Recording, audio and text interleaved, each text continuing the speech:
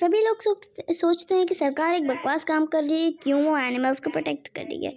जी हाँ, सरकार एनिमल्स को प्रोटेक्ट करने के लिए लॉज इसलिए बना रही है क्योंकि एनिमल एक मेजर रोल प्ले करते हैं ह्यूमन के नेचर में। अगर ये एनिमल्स ना रहें तो हम लोग तबाह हो जाएंगे। अब मैं आपको बताती हूँ एक फूड चेन के प्रोसेस से।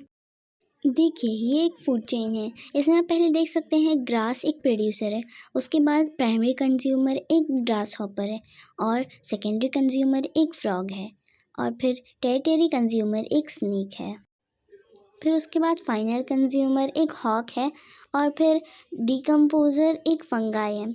उसके बाद ऐसी फूड चेन चलती रहती है। अब ये हमारे लिए क्यों इम्पोर्टेंट है, मैं आगे बताती हूँ।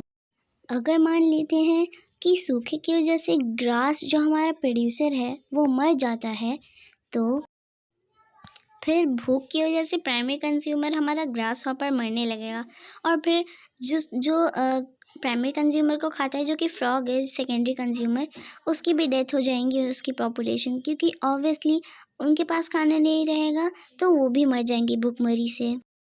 सेकेंडरी कंज्यूमर की डेथ होने के बाद, उनकी पॉपुलेशन कम होने के बाद, स्नेक की जो टेरिटरी कंज्यूमर होगी उनको वो भी, उनकी भी तादाद कम होगी भुखमरी से, और फिर वो भी मर जाएंगे।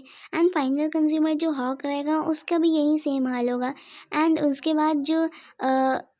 बाद और बॉडीज़ डिकम्पोज करने के लिए डिकम्पोजर्स को मिलेंगी नहीं, फंगाई को, तो फिर उसके बाद उनकी भी डेथ हो जाएगी। ऐसे पूरी फूड चेन में गड़बड़ी हो जाएगी। तो हम लोग इसीलिए एनिमल्स को बहुत इम्पोर्टेंट मानते हैं। अब हम लोग आगे समझते हैं। प्लांट्स और एनिमल्स बहुत इम्पोर्टेंट होते हैं क्योंकि प्लांट्स हमें आधा खाना देते हैं, ऊपर से वो हमें क्लोथ्स भी देते हैं उनके फ्लैश से बने हुए। और अगली चीज़ है प्लांट्स हमें हर चीज़ देते हैं, जैसे कॉटन, जूट, हमारी नीड के लिए वुड और एक्सेट्रा, और खाना भी। तो इसीलिए हमारा हाफ पार्ट